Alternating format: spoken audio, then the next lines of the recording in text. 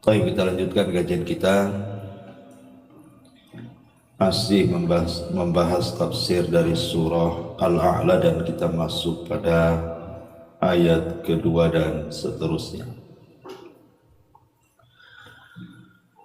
A'udzubillahi minasyaitonirrajim. Bismillahirrahmanirrahim. Sabbihisma rabbikal a'la alladzi khalaqa fasawwa walladzi qaddara fahada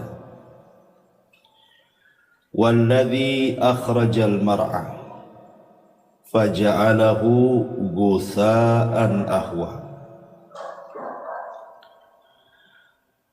Sucikanlah nama Tuhanmu yang maha tinggi, yang menciptakan lalu menyempurnakan ciptaannya, yang menentukan kadar masing-masing dan memberikan petunjuknya, yang menumbuhkan rerumputan lalu dijadikannya rerumputan itu kering sehingga menjadi kehitam-hitaman. Baik. Di sini Allah Subhanahu wa taala setelah menyebutkan ayat pertama seruan untuk mensucikan nama Tuhannya yang maha tinggi, maka Allah katakan alladzi khalaqa fasawwa. Dialah yang khalaqa menciptakan segala sesuatu, fasawwa dan menyempurnakan ciptaannya. Kalimat khalaqa fasawwa ini selalu diulang-ulang. Allah Subhanahu wa taala kalau menyebut khalaqa menciptakan, maka kalimat setelahnya biasanya fasawwa menyempurnakan. Contoh umpamanya Allah Subhanahu wa taala mengatakan inni khaliqun basharan minatin fa idza sawaituhu wa nafakhtu fihi min ruhi faqa'u lahu sajidin. Sesungguhnya aku menciptakan manusia dari tanah, maksudnya Adam. Maka apabila aku menyempurnakannya, maka aku tiupkan ruhku kepadanya, maka bersegeralah kalian wahai para malaikat sujud kepada Adam. Di sini Allah katakan inni khaliq, saya menciptakan. Setelah itu Allah katakan sawaituhu, dan aku menyempurnakannya. Ataupun dalam surah Al-Kahfi ayat 37 Allah mengatakan akafarta billadzi khalaqaka min turabin thumma min nutfatin thumma sawwaka rajula. Apakah engkau akan kufur dengan zat yang telah menciptakan kamu dari tanah, kemudian dari setetes sperma, thumma sawwaka, kemudian Allah sempurnakan dirimu menjadi manusia. Di sini ada kalimat khalaqaka, setelahnya sawwaka. Sama juga di sini alladzi khalaqa fasawwa. Lalu apa makna khalaqa fasawwa? Qaddara fahada. Ini yang kita akan bahas sedikit di malam hari ini. Ma'asyiral muslimin yang dimuliakan Allah Subhanahu wa taala. Di dalam surah Al-Hasyr ayat 24 Allah Subhanahu wa taala berfirman, huwallahul khaliqu al-bari'u al-musawwiru lahul asmaul husna. Dialah Allah al-khaliq yang menciptakan, al-bari menyelesaikan ciptaannya, al-musawwir yang membentuk. Artinya tiga nama Allah Subhanahu wa ta'ala ini proses pembuatan manusia dalam janin. Al-Khaliq, Al-Bari, Al-Musawwir. Ini 3 nama Allah menjelaskan tentang proses penciptaan manusia dalam janin. Dan kita tahu bahwa di antara kuasa Allah Subhanahu wa ta'ala, ikhwan, Allah Subhanahu wa ta'ala ketika menciptakan manusia itu dalam proses, tidak sekali ciptaan. Allah mengatakan wallahu khalaqakum atwarah. Dan Allah Subhanahu wa ta'ala menciptakan kalian itu dalam tingkatan kejadian. Artinya bukan dalam satu kejadian saja. Dari ciptaan ke ciptaan, dari ciptaan ke ciptaan, dan begitu seterusnya. Barulah kemudian menjadi manusia. Kita lihat dalam hadis Abdullah ibn Mas'ud radhiyallahu anhu, ketika Nabi SAW menjelaskan tentang proses penciptaan manusia, kata Nabi SAW, bahwa manusia itu dikumpulkan selama 40 hari dari segumpal air mani. Kemudian 40 hari berikutnya berubah menjadi segumpal darah. Kemudian 40 hari berikutnya menjadi segumpal daging. Baru setelah itu diutus malaikat dan ditiupkan ruh kepadanya, seraya dicatat rizkinya, amalnya, ajalnya, bahagia dan celakanya. Begitu dalam hadis Abdullah ibn Mas'ud radhiyallahu anhu. Artinya bahwa Allah menciptakan manusia itu dalam penciptaan ke penciptaan. Pertama Allah ciptakan segumpal sperma dulu. Sperma laki-laki yang masuk kepada rahim perempuan ini jumlahnya jutaan, ikhwan. Begitu kan, sampai 20 sampai 300 juta. Tapi yang satu saja kan yang jadi. Jadi dari sekitar 300 juta itu yang jadi cuma satu. Kalau yang satu ini jadi, maka yang lainnya mati dan akan menjadi makanannya. Artinya bahwa kalau seandainya Allah takdirkan nih yang 300 juta itu hidup semua jadi manusia, kira-kira Batam ini cukup enggak? Seandainya setiap satu orang ketika mengeluarkan sperma itu membuahi 300 juta per orang kali penduduk Batam ini, kira-kira cukup enggak? Batam ini enggak akan cukup. Oke, dengan Tanjung Pinang, Sak Kepri nggak akan cukup. Artinya bahwa ketika Allah Subhanahu wa ta'ala kemudian mengeluarkan sampai 300 juta itu, yang jadi cuma satu yaitu antum, ini nikmat Allah Subhanahu wa ta'ala. Berarti antum dipilih dari 300 juta itu. Nikmat kan itu ya, nikmat. Rupanya kita pula yang dipilih dari 300 juta itu.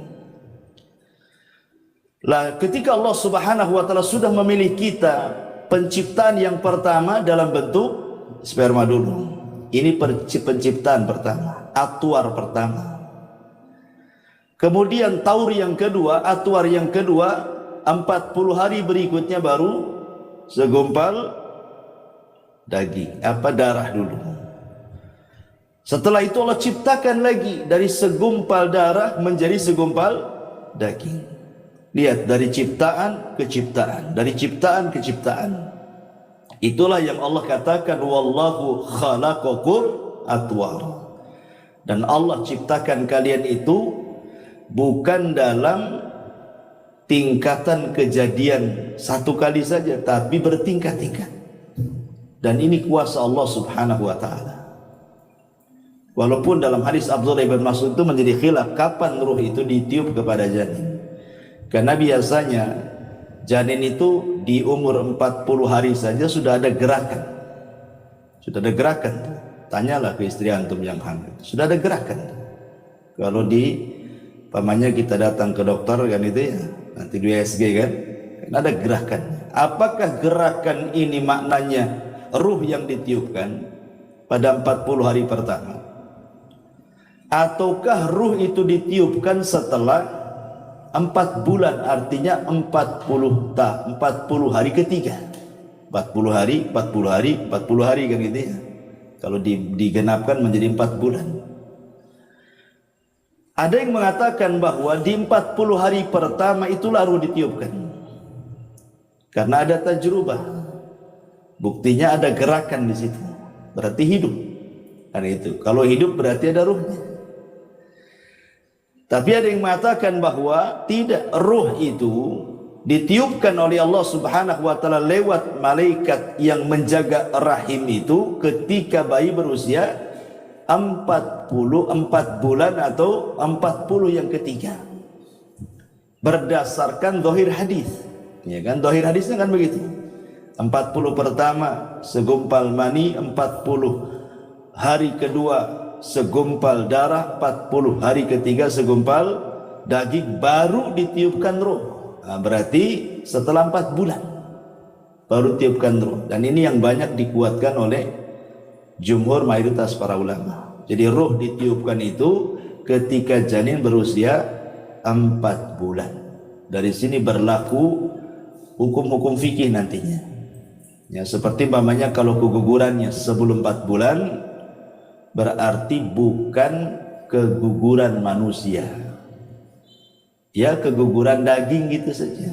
Tidak perlu dimandikan, tidak perlu dikafankan, tidak perlu disolatkan, tidak pula dikuburkan di kuburan kaum muslimin karena belum jadi orang. Ya. Tapi kalau kegugurannya setelah itu lain lagi ceritanya, sudah jadi orang kan gitu. Termasuk juga darah yang keluar. Kalau wanita keguguran di bawah 4 bulan berarti darahnya bukan darah haid.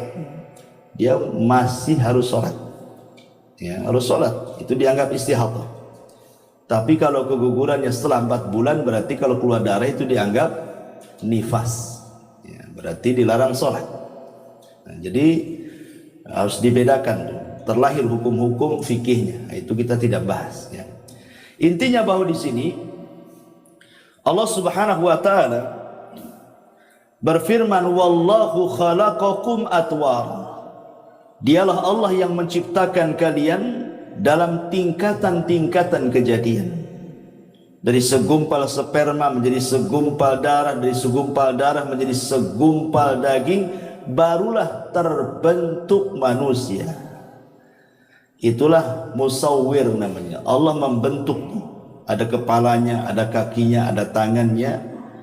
Baru setelah selesai dari penciptaan sempurnalah bentuk manusia. Itulah makna al-bari.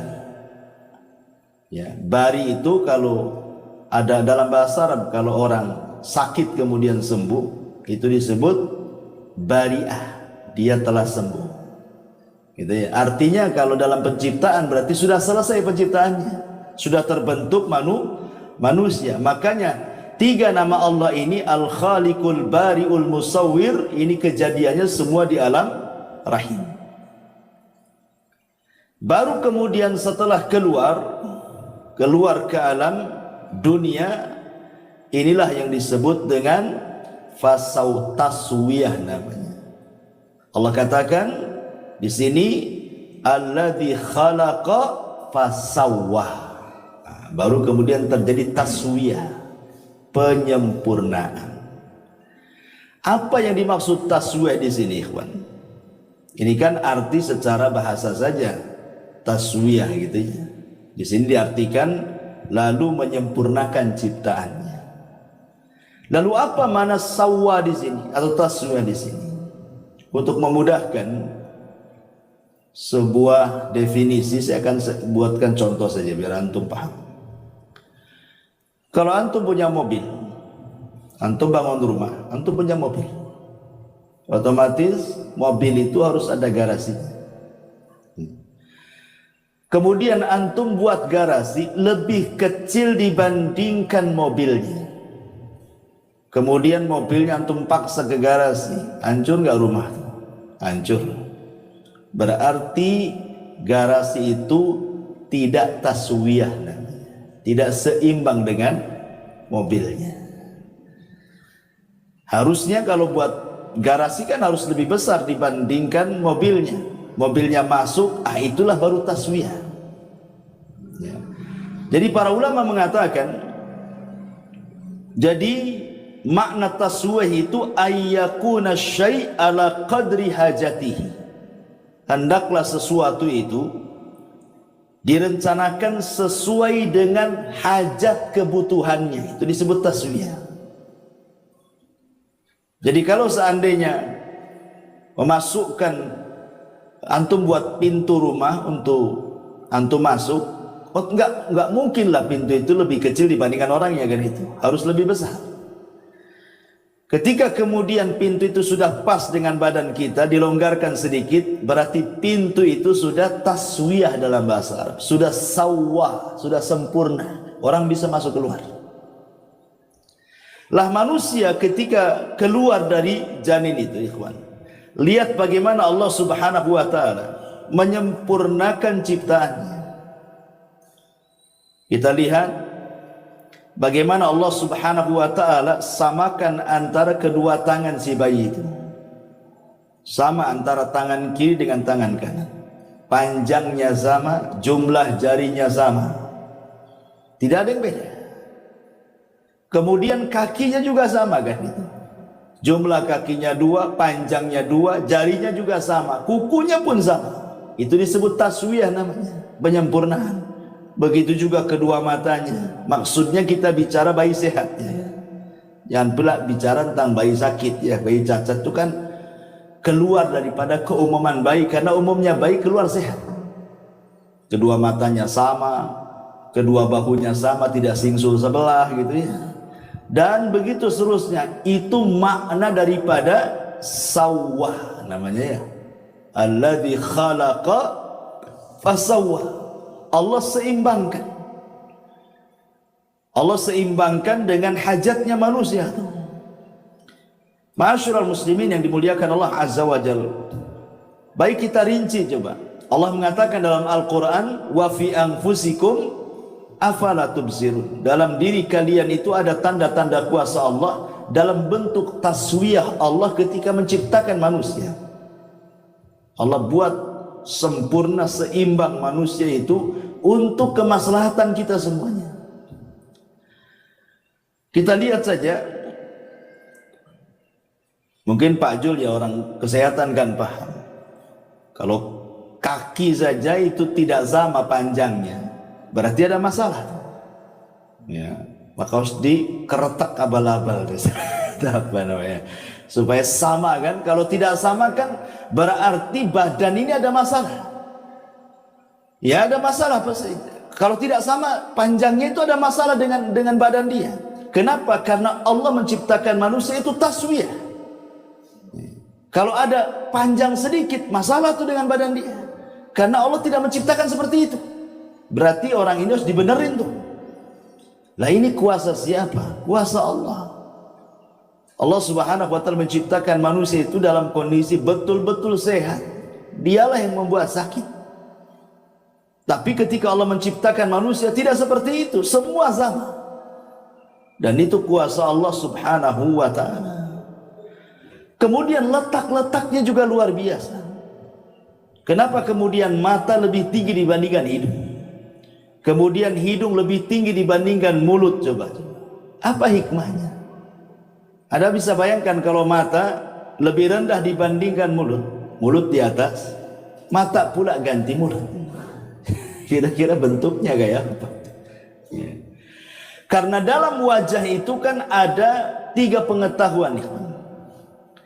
Pertama, ilmu tentang warna dan bentuk. Ilmu tentang warna dan bentuk. Dan itu hanya ada pada pandangan. Pandangan yang bisa melihat warna, pandangan yang bisa melihat bentuk. Dan ketika memandang harus tinggi supaya kelihatan. Ya, kalau mata di bawah nggak nampak tuh. Makanya diletakkan di ketinggian, kan? Karena fungsinya memandang. memandang warna-warna, memandang bentuk-bentuk. Kemudian yang kedua ada namanya ilmu penciuman. Setelah pandangan, tentu penciuman dulu. Dan itu hanya bisa dilakukan oleh hidung, maka diletakkan hidung. Baru di bawahnya ilmu at-ta'mi. Ilmu at-ta'mi itu merasakan sesuatu, manisnya, pahitnya, dan begitu seterusnya. Makanya Allah letakkan betul-betul sesuai dengan letaknya. Mata di sini, hidung di sini, kemudian mulut di sini. Kemudian bentuknya coba kelopak mata ini, ikhwan. Ini kan tipisnya. Kelopak mata kita ini tipis, tapi bibir kita ini tebal. Kita balik seandainya, yang tipis di sini, yang tebal pula di sini. Kira-kira antum bisa berkedip? Kalau seandainya di kelopak mata itu setebal bibir, gak bisa antum berkedip.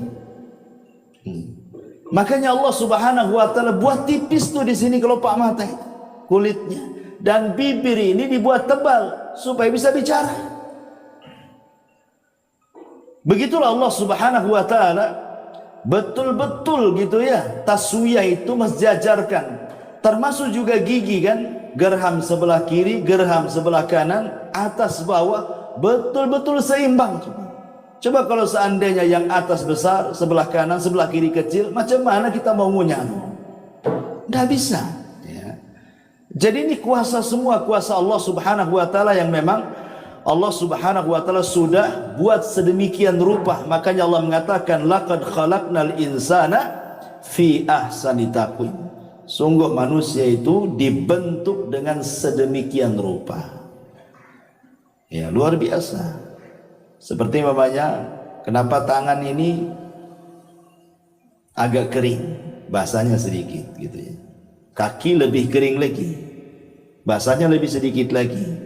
Tapi kalau muka biasanya kan berminyak, basahnya lebih banyak kan itu.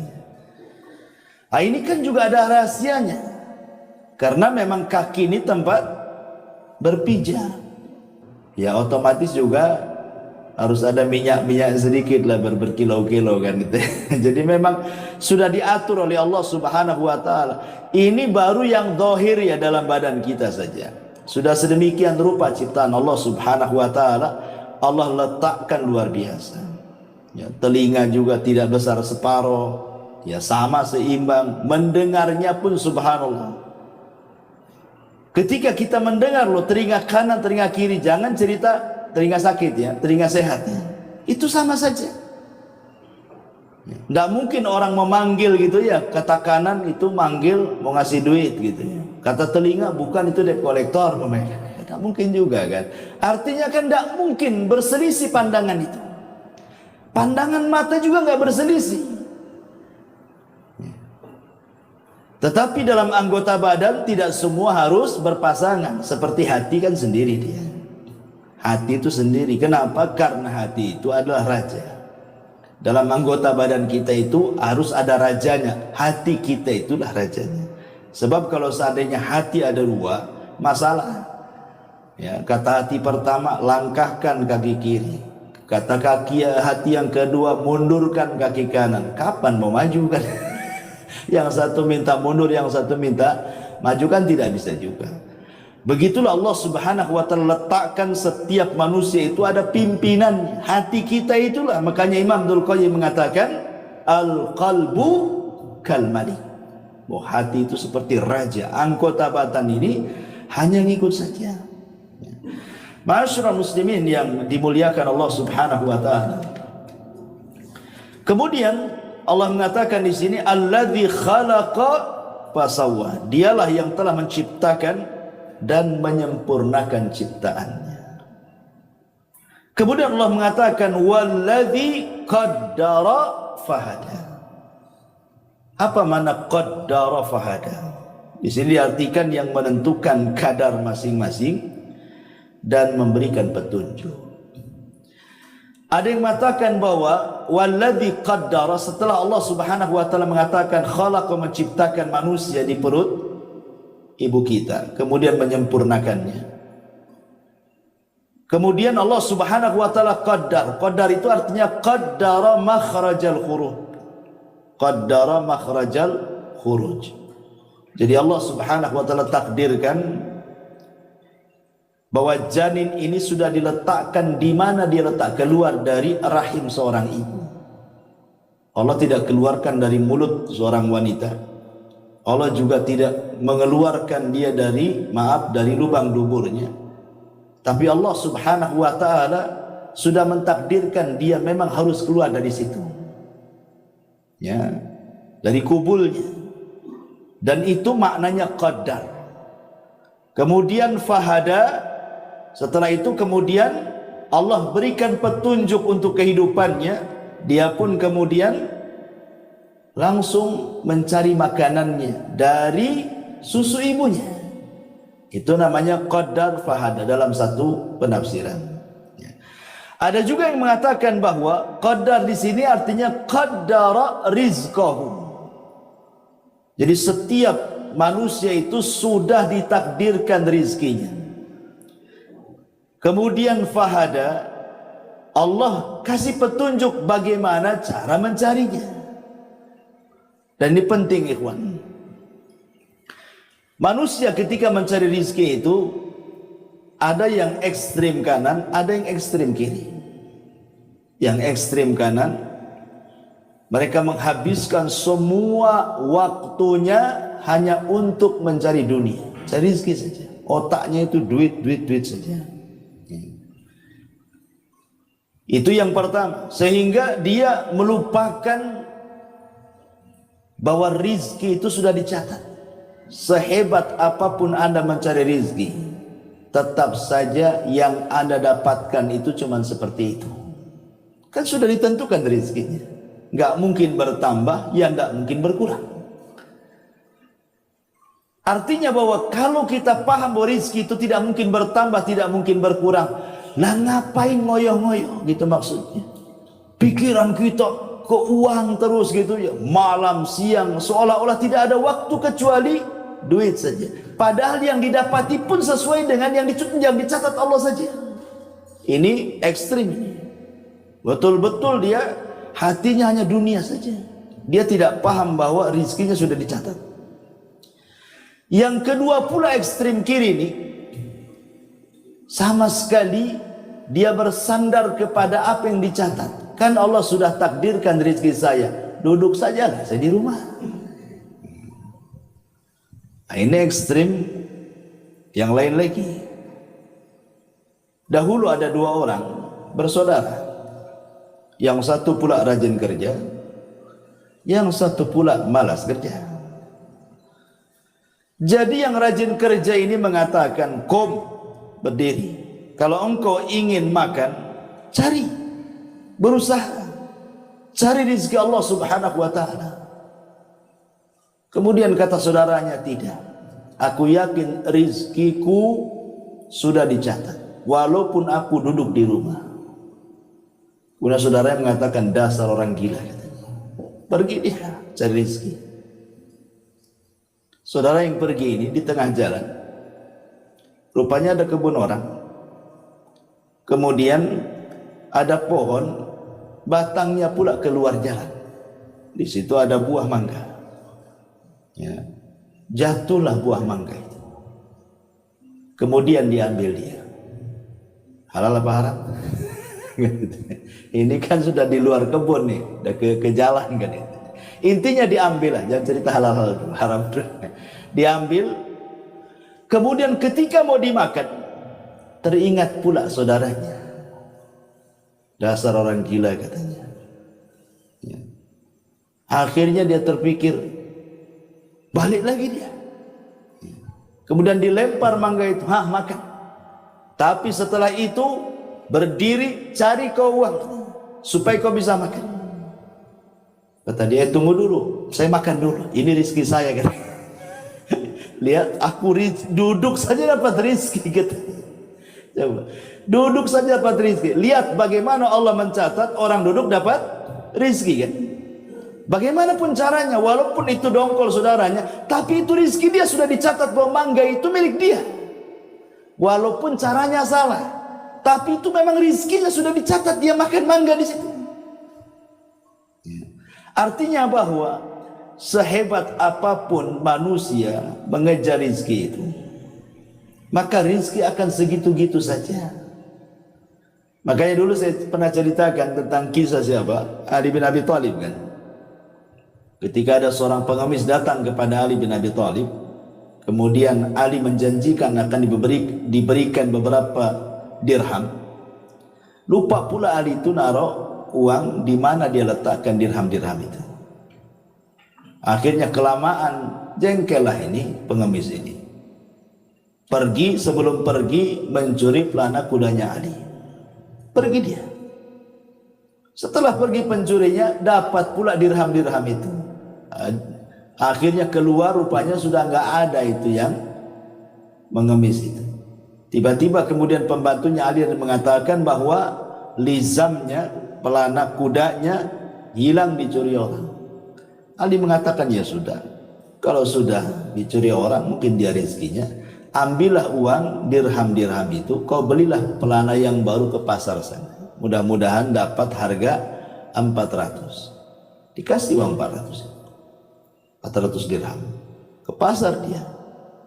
Kemudian adalah orang yang jual pelana, ditawar-tawar, dapat pula 400. Pulang dia. Ketika Ali radhiyallahu anhu melihat pelananya, dia hafal itu pelana dia. Kata Ali, ini kan pelana kita yang dicuri tadi. Berarti kau beli dari pencuri itu, katanya. Bagaimana sifatnya orang itu? Maka pembantu mengatakan, begini orangnya, begitu langsung bertakbir Ali, Allahu Akbar, katanya. Lihat, kalau seandainya dia mau sabar, menunggu aku mencari uang dirham-dirham ini, dia akan mendapatkan dengan cara halal. Tapi karena tidak bersabar, dia mendapatkannya dengan cara haram. Sama-sama 400. Ali janji mau ngasih 400. Tapi dengan cara halal kan? Memang Ali mau memberi dengan kerelaannya. Nah, sekarang dia dapat juga 400, tapi dengan cara hasil mencuri kan? Artinya rizki itu nggak akan kemana, tetap segitu-gitu juga gitu maksudnya. Anda mau cari dengan cara halal, Anda mau cari dengan cara haram, tetap segitu. Lalu buat apa berdusta untuk mencari rizki? Coba, buat apa kemudian orang menipu untuk mencari rizki? Toh juga ujung-ujungnya juga segitu, tidak lebih dari yang dicatat oleh Allah Subhanahu wa Ta'ala. Nah, dari sini maka artinya qaddara rizqahu fahadalahu tariqar rizki. Artinya qaddara di sini artinya Allah takdirkan rizkinya, dan Allah Subhanahu wa Ta'ala berikan petunjuk bagaimana cara mencarinya. Bagaimana cara mencarinya? Rizki Allah itu banyak, ya. Di mana-mana, hanya orang malas saja yang kemudian merasa sulit untuk mendapatkan rizki. Sampai begini, kawan. Ada satu kisah. Ada seorang bahasa namanya Al-Imam Al-Asma'i rahimahullahu ta'ala.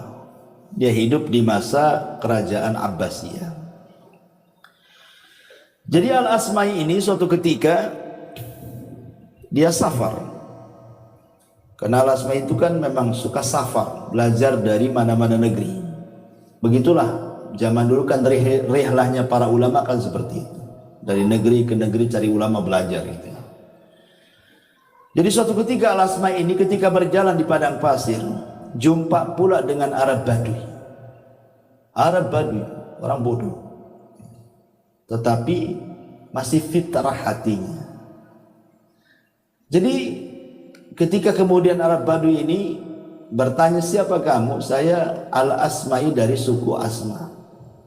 Oh, Anda Al-Asma'i, dari mana kau datang? Dia mengatakan dari negeri yang di situ dibacakan kalam-kalam Allah. Arab Badui ini bingung karena tidak pernah mendengar Al-Quran, tidak pernah juga melihat Al-Quran seperti apa, tidak pernah membaca Quran, sama sekali tidak tahu Quran. Sehingga dia tanya, apakah Allah Subhanahu wa Ta'ala punya kalam, ya, punya firman yang dibaca manusia? Kata Asma'i, ya, inilah Al-Quran. Ini semua firman yang dibaca kita ini firman Allah Subhanahu wa taala.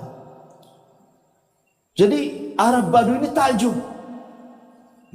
Kok ada firman-firman Allah yang dibaca manusia begitu? Jadi kata Arab Badu ini, kalau begitu bacakan untukku satu firman Allah, biar aku senantiasa membacanya. Akhirnya Al-Asma'i membacakan surah Ad-Dariyat, Ad-Dariyati, Darwa dan begitu seterusnya, sampai kepada ayat wa fis sama'i rizqukum wa ma tu'adun. Dan di langit terdapat rizki kalian dan apa yang dijanjikan Allah kepadamu. Ketika kemudian si Arab Badu ini mendengar kalimat wa fis sama'i rizqukum, dan di langit ada rizki kalian dan apa yang dijanjikan Allah kepada kalian, kata Arab Badu, hasbuk, cukup. Tiba-tiba kemudian dia ambil pedangnya, kemudian unta yang ditungganginya langsung disembelih, kemudian dipotong-potong, dikuliti, kemudian dia minta kepada Asma'i, tolong bagi-bagikan daging dan tulang-tulang ini kepada fuqara wal masakin, bantu saya, katanya. Langsung kemudian dibagi-bagikan kepada orang yang lalang itu. Akhirnya habis. Setelah habis daging untanya, dia patahkan pedangnya, kemudian dikubur. Kemudian sambil berjalan dia membaca wa fis sama'i rizqukum wa ma tu'adun, wa fis sama'i rizqukum wa ma tu'adun, sampai pergi. Dia baca terus ayat ini.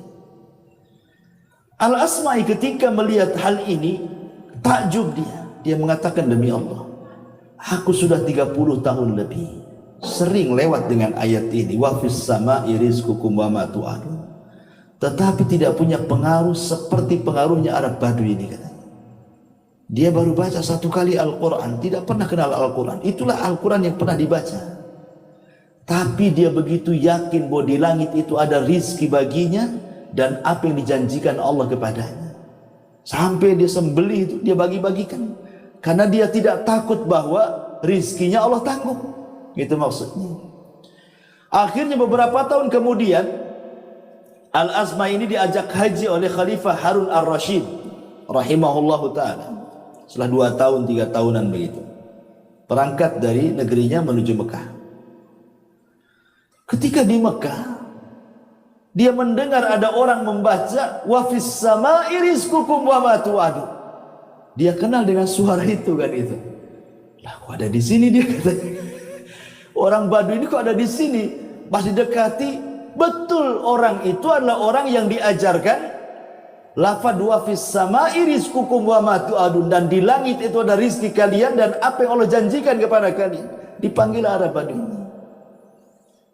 Kemudian Arab Badu ini senang karena berjumpa dengan Al-Asma'i dan dia mengatakan, ya Asma'i, laqad wajadna ma wa'adana rabbuna. Ya Asma'i, yang dijanjikan Rabb kami semua sudah aku rasakan. Semua yang dijanjikan Allah wa fis sama'i rizqukum itu betul-betul terjadi, katanya. Kemudian dia mengatakan, ya Asma'i, kalau bisa berikan satu ayat lagi untukku, katanya, biar aku kuamalkan. Akhirnya Al-Asma'i melanjutkan ayatnya, ayat daripada wa fis sama'i rizqukum wa ma tu'adun. Apa bunyinya? Fa wa rabbis sama'i wal ardi innahu lahaqqun mithlama annakum tantiqun. Maka demi Tuhan langit dan bumi, sungguh apa yang dijanjikan itu pasti terjadi seperti yang kalian ucapkan. Tiba-tiba kemudian Arab Badu ini kaget, ya, dan mengatakan, ya Asma'i, siapa yang membuat Allah murka sehingga dia harus bersumpah, katanya. Aku yakin nggak perlu bersumpah dia. Kan lafadznya gini, seolah-olah Allah itu tidak yakin dengan yang diucapkan. Itu pemahaman Arab Badu. Ketika dia mengatakan wa fis sama'i rizqukum wa ma tu'adun, dan di langit itu ada rezeki kalian dan apa yang dijanjikan kepada kalian, tiba-tiba Allah menekan dengan sumpah, maka demi Tuhan langit dan bumi, sungguh apa yang dijanjikan itu pasti terjadi seperti apa yang kau ucapkan. Jadi seolah-olah khitabnya kepada Arab Badu. Arab Badu, ya Asma'i, siapa yang membuat Allah murka sehingga harus bersumpah, katanya. Aku yakin dengan itu, tidak perlu bersumpah Allah itu, katanya. Akhirnya kemudian dia pun ketakutan kepada Allah. Disangkanya Allah murka kepadanya karena dalam ayat itu ada sumpah masalahnya. Ya. Seolah-olah Allah murka. Dia mengatakan siapa yang membuat Allah murka gitu kan. Akhirnya dia pun terserang jantung dan mati seketika. Ya, ketika dia mengatakan seperti itu, Asma tertegun lagi. Masya Allah, kok ada orang tidak pernah membaca Quran, hanya mendengar sekali bacaan, tapi pengaruhnya luar biasa. Itu maksudnya keyakinan kepada wafis sama irizkukum wa ma tu'adun, itu bahwa di langit ada rizki yang Allah subhanahu wa ta'ala akan anugerahkan kepada kalian dan apa yang Allah janjikan kepada kalian. Coba kalau kita pahami ayat ini, tidak mungkin orang itu kemudian stres dengan rizki. Nggak mungkin stres dengan rizki. Kenapa? Karena qaddara fahada. Allah sudah takdirkan kok rizki. Dan maknanya di langit itu ada rizki kalian karena memang Allah subhanahu wa ta'ala ada di ketinggian di langit. Dialah yang ngasih rizki kepada kita. Dan rizki Allah subhanahu wa ta'ala itu dulu pernah saya jelaskan ada dua kan. Ada yang disebut dengan rizkun nazil, ada yang disebut dengan rizkun sa'id namanya ya. Ada rizki yang disebut nazil, rizki yang Allah turunkan kepada kita. Ada yang sifatnya sa'id, rizki Allah itu kita naikkan ke atas langit. Jadi ada yang turun dari langit, ada yang kita naikkan ke langit. Adapun rizki yang turun ya apa yang kita makan, apa yang kita minum, apa yang kita tempati, itu semua rizki yang Allah berikan dari langit. Adapun rizki yang kita naikkan ke langit, itulah amal-amal soleh kita. Kalau kita bangun masjid nanti dibangun satu istana di sorga. Kalau kita membaca subhanallah bihamdihi, Allah satu tanam pokok kurma di sorga. Itulah amal soleh kita. Jadi rizki yang naik itu adalah rizki yang disimpan oleh kita, yang kelak kita rasakan kalau kita masuk sorga. Itu maksudnya. Atau lebih senangnya lagi mungkin bahasanya, rizki yang naik itu ada dalam masjid. Rizki yang turun dari langit itu ada di luar masjid. Dahulu di zaman Rasul, ketika Nabi SAW melaksanakan sholat Jumat pertama dan jumlahnya 40 orang, dari sini madhab Syafi'i mengatakan bahwa sholat Jumat itu harus 40 orang minimalnya, karena pertama kali sholat Jumat itu jumlahnya 40. Di tengah-tengah Nabi SAW sedang khutbah Jumat, datang kafilah dagang ya dari Syam. Lah orang-orang ini yang sedang sholat, yang sedang mendengarkan khutbah bubar, separuhnya bubar. 20 orang keluar kemudian mengambil kafilah dagang karena takut dia tidak bisa beli, kehabisan dagangannya kan itu. Keluar dia 20 itu dari masjid. Ya. Dari sini juga kemudian ada mazhab yang mengatakan bahwa minimalnya sholat Jumat itu 20. Karena yang 20-nya keluar mengejar jualan tadi, karena ada kafilah dagang dari Syam. Dari sinilah Allah subhanahu wa ta'ala turunkan ayat kan. Turunkan ayat surah Al-Jum'ah. Wa idza ra'au tijaratan aw lahwan infaddu ilaiha wa tarakuka qa'ima. Qul ma indallahi khairun minallah wa minat tijarah wallahu khairu razikin. Dan apabila mereka melihat perdagangan atau permainan, mereka pun berpaling darinya. Dan mereka meninggalkan engkau wahai Muhammad dalam kondisi engkau berkhutbah berdiri. Ya. Katakan ya Muhammad kepada mereka bahwa yang di sisi Allah itu jauh lebih baik dibandingkan permainan perniagaan itu, karena Allah sebaik-baik pemberi rizki. Lihat bagaimana Allah subhanahu wa ta'ala menegur di sini.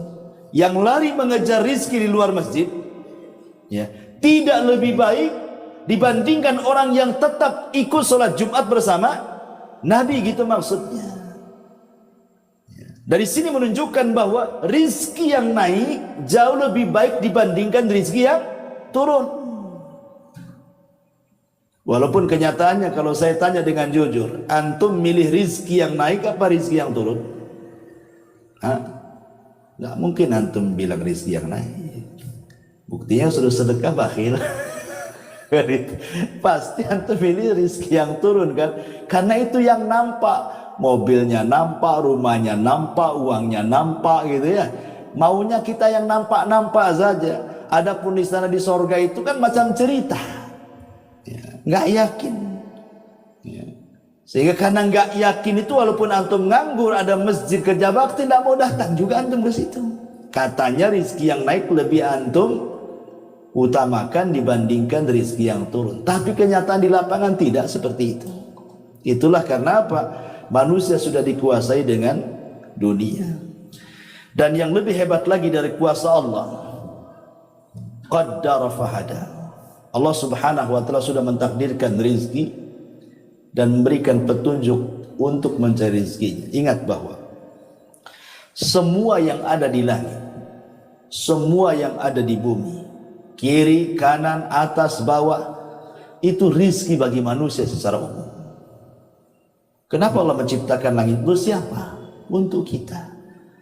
Kenapa Allah ciptakan bumi? Untuk siapa? Untuk kita. Makanya Allah subhanahu wa ta'ala mengatakan, alladzi ja'ala lakumul arda firasya. Dialah yang telah menjadikan bumi terhampar untuk siapa? Untuk kalian. Itu rizki. Bumi terhampar, kita bisa berjalan di bumi, itu rizki itu. Kemudian was-sama'i bina'an, was-sama'a bina'an, dan Allah jadikan langit sebagai bangunan atap bagi kita, naungan bagi kita, itu rizki juga. Kemudian wa anzala minas sama'i ma'an, Allah turunkan dari langit air, air rizki juga, kan gitu ya. Fa akhraja bihi minats thamarati, dan Allah keluarkan dari bumi itu buah-buahan, rizqan lakum, itu semua rizki bagi kalian. Jadi Allah subhanahu wa ta'ala menciptakan makhluk ini semuanya rizki bagi kita sebenarnya. Kalau seandainya ayam bisa bicara, pasti ayam akan ngomong, aku ini diciptakan untuk kau makan. Kalau seandainya kambing, sapi itu bisa bicara, maka mereka akan mengatakan seperti itu, aku diciptakan itu untuk kalian makan sebenarnya.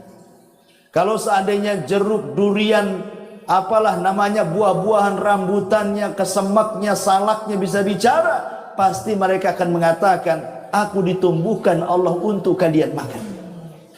Tapi kan mereka tidak bicara. Tapi itu kenyataannya kan seperti itu. Artinya bahwa manusia itu betul-betul dimuliakan oleh Allah subhanahu wa ta'ala, sampai seisi langit dan bumi itu sebenarnya untuk manusia. Saking mulianya manusia, luar biasa itu. Taib asyrul muslimin yang dimuliakan kembali. Kemudian penafsiran yang berikutnya, qaddara fahada. Allah tentukan rizkinya, kemudian Allah berikan petunjuknya bagaimana cara mencari rizkinya. Terkadang ikhwan, ada makhluk yang Allah ciptakan itu madarat bagi manusia. Contoh, Allah menciptakan tikus, itu madarat bagi manusia. Tapi setelah itu Allah ciptakan kucing, maka tikus menjadi ketakutan dengan kucing kan gitu. Jadi saling takut-takutan tuh. Manusia takut sama tikus, tikus pula takut sama kucing. Ya. Artinya bahwa rizki kita diambil tikus. Tikus sendiri rizkinya kucing. Itulah qaddara fahada ya. Kadang-kadang Allah ciptakan ini untuk menjadi rizki ini pula menjadi rizki orang lain. Itu juga makna qaddara fahada. Bahkan yang luar biasa, kita lihat bahwa ada ulat. Ulat itu makan dedaunan, tapi kemudian menghasilkan sutra. Ada juga tawon umpamanya. Dia makan sembarang dari dedaunan bunga-bunga, tiba-tiba menghasilkan madu. Yang anehnya adalah bahwa tidak ada satu binatang yang bisa menggantikan posisi binatang yang lain. Semut disuruh mengeluarkan sutra tidak bisa, karena itu bukan pekerjaannya. Ya. Antum cari lalat, dikasih gula pun tidak akan keluar madu. Kan gitu ya. Artinya Allah sudah tentukan kadar rizkinya itu. Ya. Bahwa sebuah kaum ditentukan rizkinya dan tidak bisa dipindahkan ke kaum yang lainnya. Tidak bisa. Makanan juga begitu. Ada hewan tuh besar, seperti mamanya kambing, sapi, dikasih makan daging dia tak mau, karena itu bukan rizki dia. Yang maunya dia makan rumput saja. Harimau pula antum kasih rumput, yang nggak mau dia, karena itu bukan rizkinya, dia maunya daging, kan gitu ya. Jadi semua kadar-kadar rizki itu sudah ditentukan oleh Allah. Ini siapa yang menciptakan makhluk dengan beragam rizki itu kalau bukan Allah? Di sini Allah mengatakan alladzi qaddara fahada. Ya.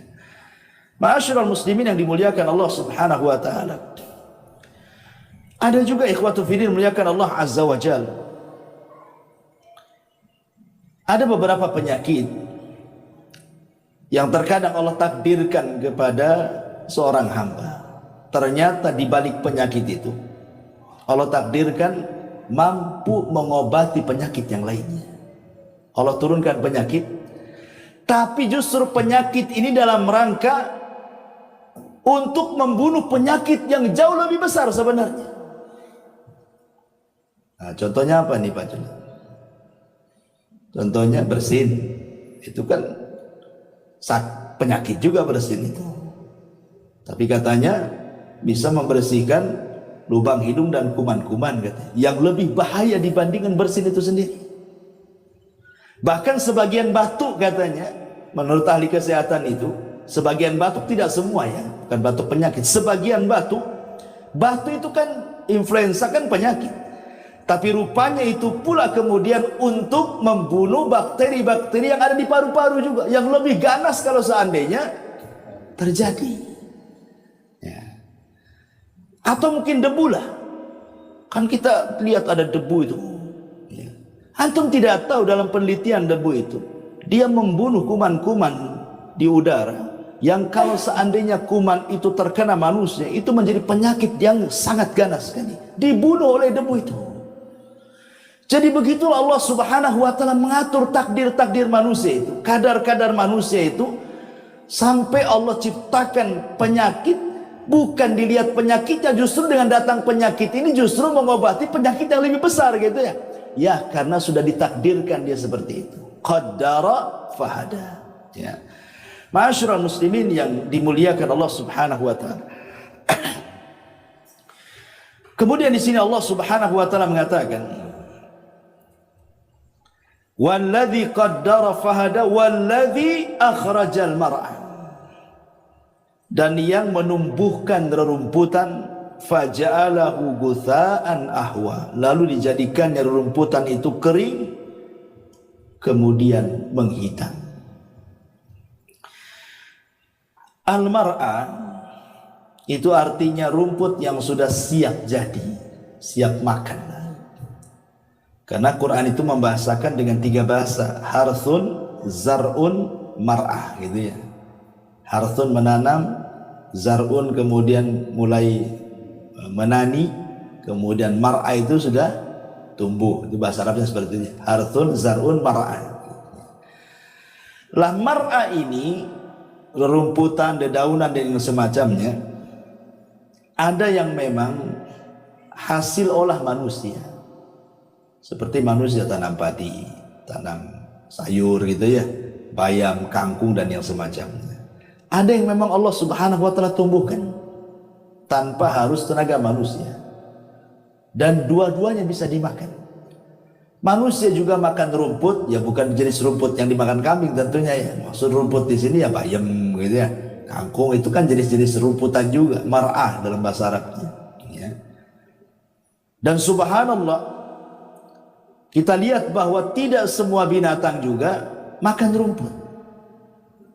Tidak semua binatang makan rumput. Ya. Tetapi kebanyakan binatang-binatang yang dimakan manusia, mereka makan rumput.